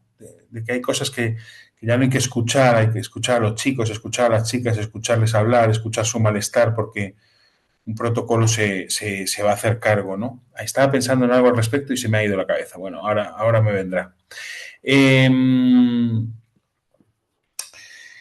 Bueno, con respecto a lo que habéis traído de Rita Segato, también os quería contar que hay un libro bastante tremendo también, que puede ser muy útil para pensar algo del mal en el siglo XXI, que lo ha escrito una filósofa francesa que se llama Manon García, que es un libro sobre el juicio a los violadores de Gisèle Pelicot. Digamos, su marido, Dominique, y el resto, que son desgraciadamente tantísimos, ¿no? Entonces, bueno, no os voy a resumir las tesis del libro. No es un libro largo, es un libro importante, porque el caso es importante y da mucha náusea, como el propio libro, como el propio acto, digamos, da náusea. Tiene mucha resonancia con las tesis de Rita Segato sobre qué es una violación, qué se está jugando en una violación, qué tipo de cosa es una violación, ¿no? No como algo de tipo sexual, sino más bien como un mecanismo de poder, ¿no? De mostrar poder, de comunicar poder. Pero al final del libro, esta mujer, Manon García, que hace un poco lo mismo que hace Hannah Arendt, va al juicio, escucha, piensa e intenta, digamos, discernir algo del mal contemporáneo a partir de un juicio también. Por eso me parece un gesto que resuena mucho con el de Arendt. Dice, entre las muchas cosas que dice, porque no quiero resumir tampoco, pero una de las cosas que dice es esos hombres no tienen ninguna capacidad de introspección, ¿no? Es decir, después de observarles detenidamente, declaración tras declaración, en el día a día, dice, son hombres sin capacidad de introspección, ¿no? Entonces, bueno, es exactamente lo mismo que dice Arendt de Eichmann. Es una persona sin interior, sin interioridad, sin división, sin diálogo con uno mismo, ¿no? Entonces, por supuesto que hay diferencias muy grandes. Está la estructura patriarcal que Hannah Arendt pues, no analiza con respecto al nazismo, que yo sepa, ¿no? Pero está este elemento de la falta de introspección que a mí, no sé, me resonó, me llamó la atención, me dejó, digamos, cogido a esta idea, ¿no? La falta de introspección de este centenar de personas que hicieron todo eso sin preguntarse para nada de lo que estaban haciendo, ¿no? Bueno, con respecto a la pregunta que ha dicho Sara, a mí me parece que es total, digamos que hay un vínculo total entre destrucción de lo público, destrucción de la vida pública y generación de mentalidad tipo Eichmann. Es decir, un poco en las escuelas el problema es que también se han destruido los espacios públicos para pensar. Es decir, que los profes, las profas, los que tenéis contacto con las escuelas y estáis hablando en el chat, seguro que lo habéis vivido también, no hay tiempo para pensar. ¿Qué le pasa a este chico? ¿Qué podríamos hacer al respecto? ¿Qué podemos escuchar? ¿No? Entonces, digamos, en una sociedad muy distinta de la que analizó Hannah Arendt, sometida a los ritmos neoliberales, del rendimiento, de la productividad, de la competitividad, se elimina el tiempo para pensar, que dice Hannah Arendt que tiene que ser un tiempo improductivo, ¿no? No un tiempo para algo, sino el tiempo para pensar, el tiempo que requiere pensar. Entonces, me parece que hay un ida y vuelta entre lo macro y lo micro, entre los orígenes del totalitarismo y el libro de Eichmann, y que en nuestro presente también podemos hacer un ida y vuelta entre la destrucción de las capacidades para pensar en común y la destrucción de la propia capacidad para pensar uno mismo, en esa introspección, ¿no? ¿Y por qué no pensar que la política La acción política debería ser una reactivación de las capacidades tanto personales como comunes de pensar, ¿no? Es un poco lo que os quiero plantear mañana, ¿no? Y luego, por último, a mí me parece que también hay diferencias del mal que analiza Hannah Arendt y del mal que podemos vivir hoy. Porque yo creo que no se cumple, no se cumple lo que dijeron Hannah Arendt y Gunther Anders sobre un mal sin maldad, un mal sin apasionamiento, un mal sin odio. Yo creo que, por ejemplo, la invitación de Donald Trump constante es a que compartamos su odio. Es decir, todas esas declaraciones cotidianas, todas esas barbaridades que dice, todas esas ridiculizaciones de todos sus enemigos, lo que nos está haciendo es partícipes de un odio y de una crueldad. Toda esa escenificación del mal, o sea, Hannah Arendt habla de una época en la que los nazis invisibilizaron su mal. O sea, los campos de concentración no se exhibían. Sin embargo, hoy el mal se exhibe. Aquí hay una diferencia que tenemos que pensar. Hoy el mal se exhibe. O sea, hoy Trump está todo el rato escenificando el mal y haciéndonos partícipes del mal. Quiere que participemos en el mal. Porque cuanto más bruto es, más gente parece que le va. Entonces, aquí hay una diferencia con respecto a los análisis de Arendt. Hay una crueldad y un odio en juego. Y quieren hacernos partícipe de él. Hay una pedagogía de la crueldad. Hay una escenificación del mal. Y se nos quiere hacer partícipes. Yo creo que ahí hay una diferencia entre Hannah Arendt y análisis, digamos, del mal contemporáneo, ¿no?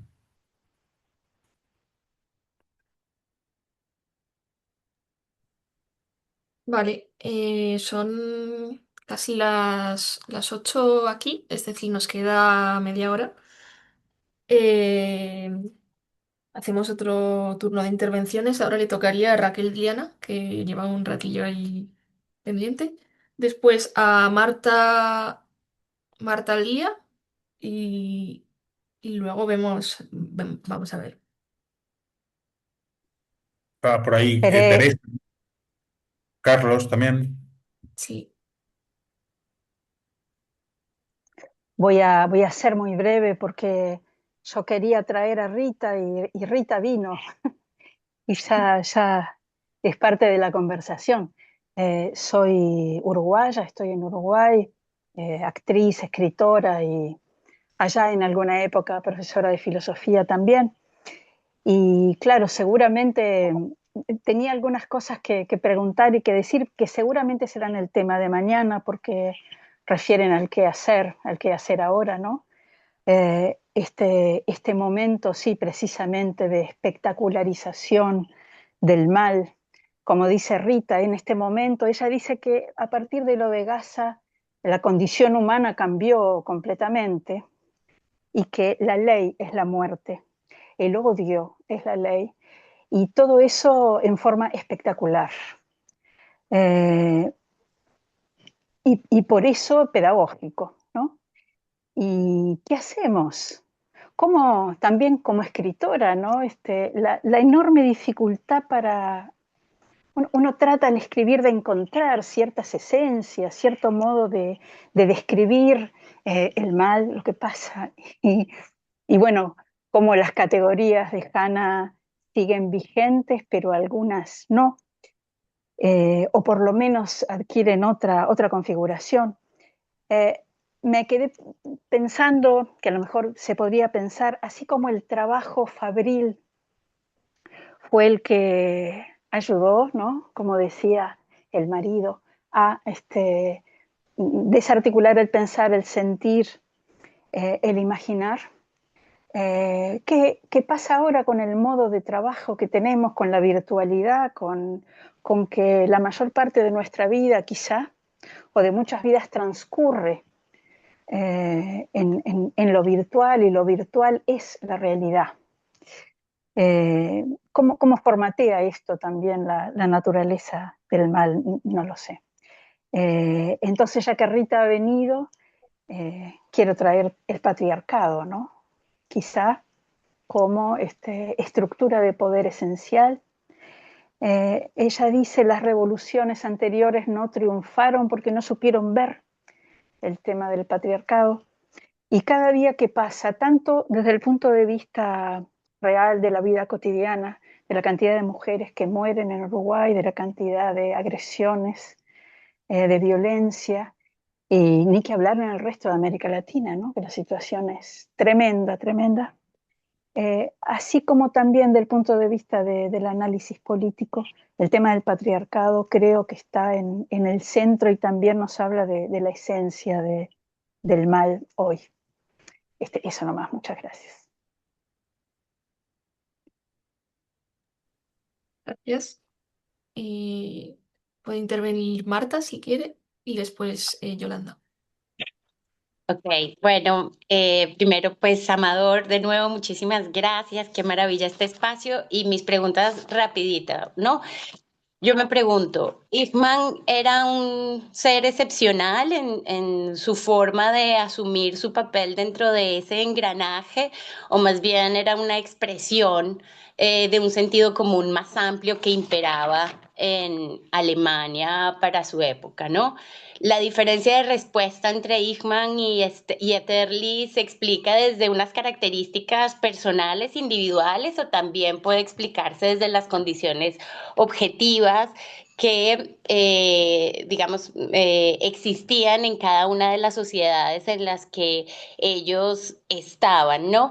Y esas preguntas las hago porque me parece que analizarlo solo desde el punto de vista personal, digamos, dejaría por fuera el efecto que digamos que fue de todas esas condiciones políticas, históricas que se fueron generando en la sociedad alemana y extendiéndose en Europa que posibilitaron pues la solución final, ¿no? Y me parece que eso está muy relacionado con algo que ya has venido planteando en esta sesión de respuestas, Amador, y es justamente la complementariedad de los dos conceptos, ¿no? De la radicalidad del mal y la banalidad del mal. Es decir, creo que si nos quedáramos solo con el concepto de banalidad del mal, me parece que podríamos pecar por hacer un análisis solo desde lo subjetivo, es decir, analizándolo solo desde las personas, sin tener en cuenta la relación que existe entre las condiciones estructurales de las sociedades que posibilitan que esto ocurra, ¿no? Entonces, bueno, no, solo para abonar a que creo que deberían ser seguramente conceptos complementarios. Gracias.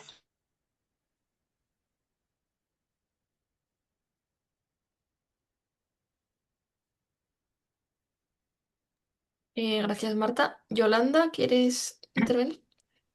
Sí, hola, buenas tardes.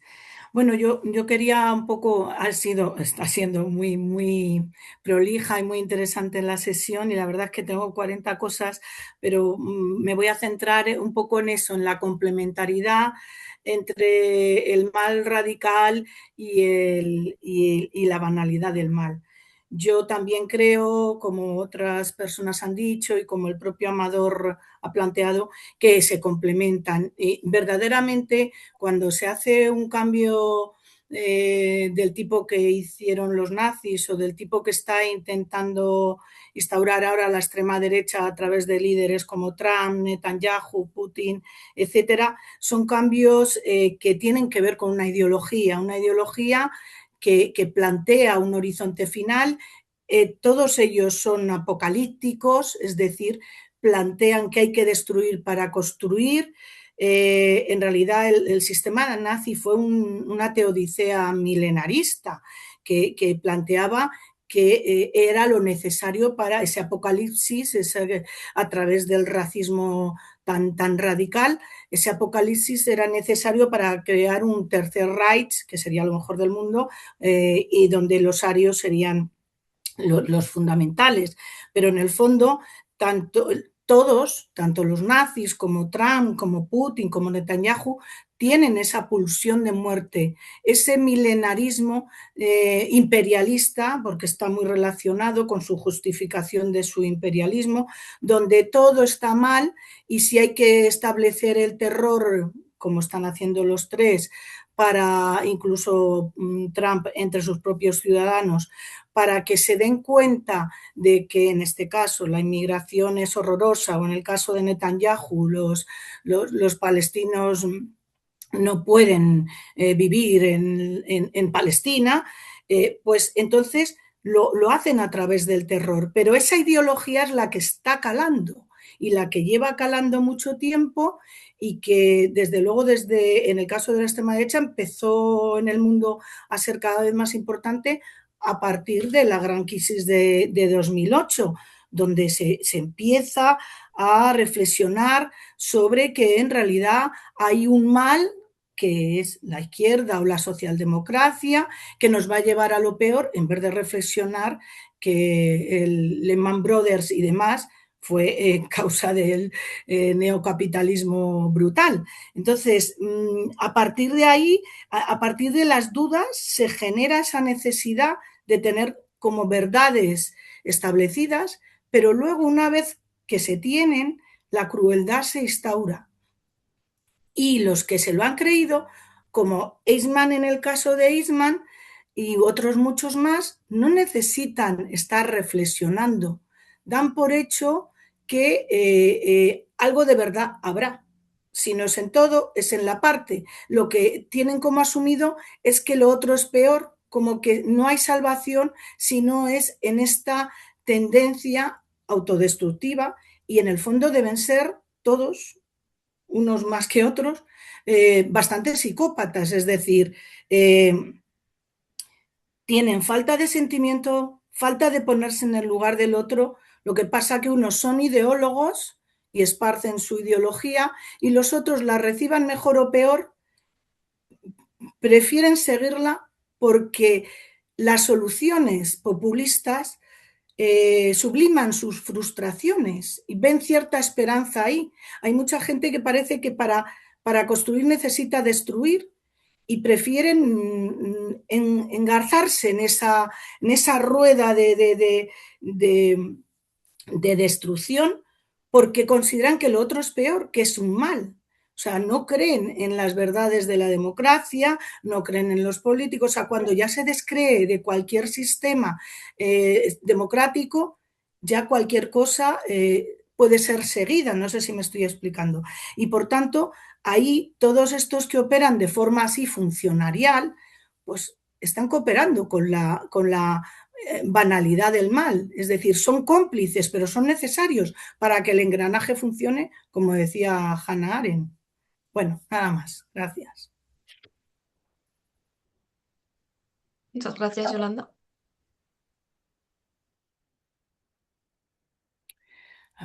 No sé si, Amador, ¿quieres comentar algo o seguimos? Muy breve, muy brevísimo, y así damos paso a la gente que queda antes de cerrar. Bueno, podría haber una conexión entre el pensamiento de Hannah Arendt y el de Rita Segato. Yo creo que Rita ha leído mucho a Hannah Arendt y la usa mucho. Y aunque Hannah Arendt yo creo que no hace especialmente un análisis que yo sepa digamos, en términos de patriarcado, sí que podría haber la siguiente conexión, y es que cuando Rita dice que hay un machismo estructural que de alguna manera llega a afectar a instituciones enteras, ¿no? Por ejemplo, ¿cuál es la desconfianza que tiene Rita con respecto a la idea de ocupar el Estado para cambiar las cosas? Porque que el Estado mismo le parece una estructura patriarcal. ¿En qué sentido? Que el Estado mismo está afectado de lo que ella llama distanciamiento, ¿no? Es decir, la norma, la ley, el funcionario, el burócrata, cómo más o menos nos podemos sentir cualquiera de nosotros, a no ser que nos toque un funcionario simpático en lo público, es un distanciamiento. Hay un distanciamiento en el trato, ¿no? Para evitar la corrupción, para que sea para todos iguales, porque hay unas normas que cumplir, pero lo que rige es un cierto distanciamiento, ¿no? Y yo creo que ahí Rita mete el dedo en la llaga, es decir, ese distanciamiento burocrático es patriarcado. Es patriarcal, es una manera patriarcal de estar en el mundo, en esa desconexión de lo que sentimos, ¿no? una desconexión de lo afectivo. Entonces ahí, por ejemplo, podría haber, me parece, una conexión fecunda entre ambos pensamientos, ¿no? El distanciamiento burocrático es patriarcal, ¿no? Luego yo creo que hoy la tesis del automatismo del mal sigue funcionando a muchos niveles. Yo creo que el mal automático, por ejemplo, eso en la vida cotidiana, en lo micro, me ha gustado mucho leer en el chat la gente que habla, ya no solo en las escuelas, sino también, por ejemplo, en los lugares públicos de salud, en los hospitales, en general, cómo las instituciones están atravesadas de esta protocolización que impide pensar los casos concretos, ¿no? Y que los vamos desechando, digamos, esos protocolos van desechando gente, ¿no? Van desechando gente. Y lo que podría hacer la extrema derecha hoy es decir en voz alta que esa gente es desechable. Y ahí estaría el punto de crueldad. Entonces podría haber una conexión entre el mal automático y la crueldad en el discurso, ¿no? Como eso que provocan los automatismos cotidianos se hace discurso, legitimación, justificación en boca de esas extremas derechas, ¿no? Bueno, eso es algo que estoy pensando. Igual para mañana podríamos discutirlo también, ¿no? Y por último, que está este librito que se llama Pensar después de Gaza, de Franco Berardi Bifo, que es un gran lector de Gunther Anders, sobre todo, y que él habla de dos tipos de forma de ejercicio del mal en el presente, que serían ferocidad y crueldad, ¿no? Ferocidad, que sería la adoración de la fuerza, sería Trump, sería Netanyahu, sería bueno, todo lo que estamos viendo a tantos niveles, y crueldad, que sería ese goce perverso con el dolor de otros, ¿no? Una combinación de ferocidad y crueldad. Eso lo tenéis muy bien recogido en el libro de Bifo, que se llama Pensar después de Gaza, que es un libro que se pregunta cómo, bueno, las víctimas del genocidio que analiza Hannah Arendt se han podido volver perpetradores de un nuevo genocidio o politicidio, como decíamos ayer, sobre el pueblo palestino, ¿no? Por añadir una referencia más. Venga, vamos con una última Ronda de ronda. intervenciones. Vale, pues Teresa Vallespín, si quieres intervenir. Gracias. Buenas Sí. tardes. A mí hay algo que me fascina, que es el tema de esta atribución causal externa, ¿no? Como el poder desresponsabilizarse y que no te haga ruido la conciencia y todo eso. Y venía pensando que cuando comentabas que Eichmann dice yo era pieza de un engranaje, ¿no? Como que esta gente que puede llegar a tener un lugar, que viene desposeído de tener un rol, a lo mejor como hombres que pueden tener trabajo y llevar cosas a su casa, no lo sé. Y de pronto ahí encuentran como un lugar al que pertenecer al precio de relegar al otro a un no lugar, ¿no? O sea, como que hay... eh, y, bueno, no sé, como que hay algo que me resuena mucho de los no lugares y de los lugares y de lo que hacen las personas para poder tener un un espacio propio. Y bueno, nada, lo voy a dejar aquí porque es que tengo muchas ideas, pero como que me resonaba también psicoanalíticamente un poco en todo, en esto de la obediencia, de la relación con la ley, de la relación con el padre, todo este conjunto de hombres que al final están sosteniendo un sistema así. Bueno, pues bueno, cómo opera todo esto. Pero no me quiero extender más. Muchas gracias. Muchas gracias, Teresa. Pues ya por último, Carlos Chávez. Hola, sí, Hola. sí me escucho, ¿verdad? Sí. Bueno, yo quería solo rescatar eh, lo que mencionaba al principio Amador eh, sobre las frases hechas. Aaron resalta que Eichmann habla con frases hechas y que esta es la evidencia de que no piensa, o una de las evidencias de que no piensa. Usar frases hechas es aprovechar atajos, pero que en realidad muchas veces nos pueden alejar de la realidad o de lo cotidiano o nos atrofian. o nos evidencian como personas no pensantes o menos pensantes. Em, yo creo que ahora lo estamos viendo un poco con la inteligencia artificial. Eh, en realidad es una cosa de modelos de lenguaje con frases hechas y ese es el engaño que nos están mostrando. Entonces, bueno, yo creo, vi muchos comentarios que hablaban de qué podemos hacer. Yo creo que una cosa muy pequeña que podemos hacer desde las ciencias sociales, desde el periodismo, desde la difusión, es evitar esto, evitar las frases hechas, evitar los lugares comunes. Em, Me ha gustado mucho escuchar a Norma hablar de los torturadores de la Junta Militar, porque es mucho más claro decir torturadores o tortura que, no sé, transgresiones a los derechos humanos, por ejemplo. Entonces, yo rescataría eso. Creo que es una cosa que se sostiene y además ahora se ha agravado.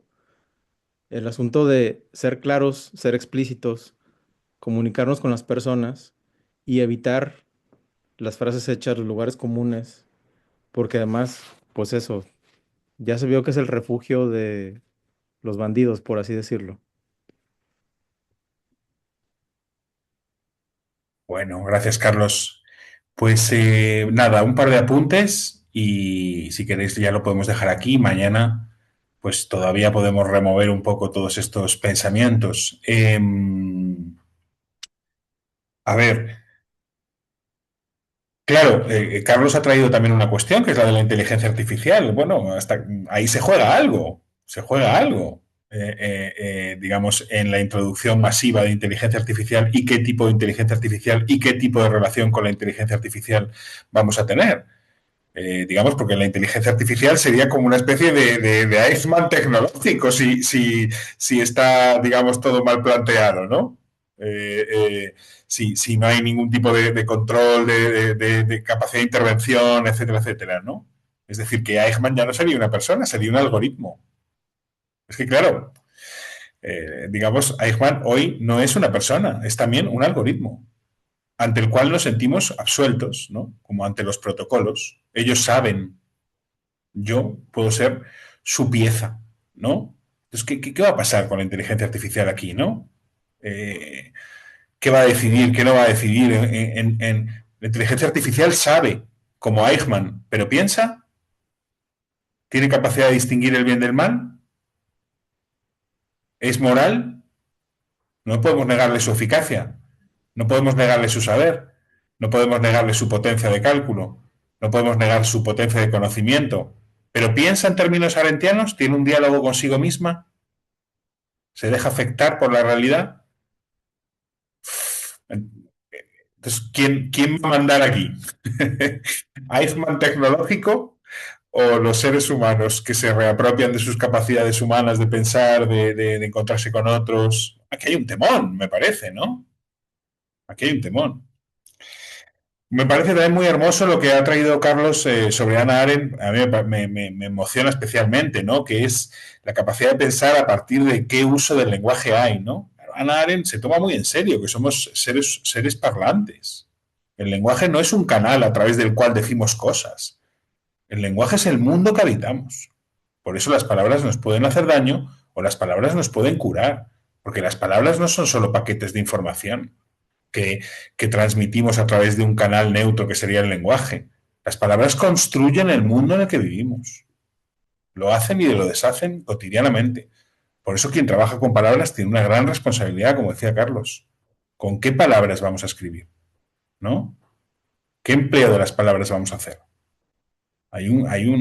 Es una responsabilidad profunda para quien lo quiera, para quien la quiera asumir, ¿no? Entonces me parece muy interesante el oído que tenía Hannah Arendt para decir, esta persona no piensa, ¿cómo lo sé? Porque habla así. Porque habla con estereotipos, podemos saber que no piensa.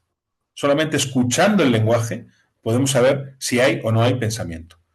Eso, por cierto, que hay una entrevista muy famosa que le hacen en 1967 a Hannah Arendt, que está subtitulada al castellano en YouTube.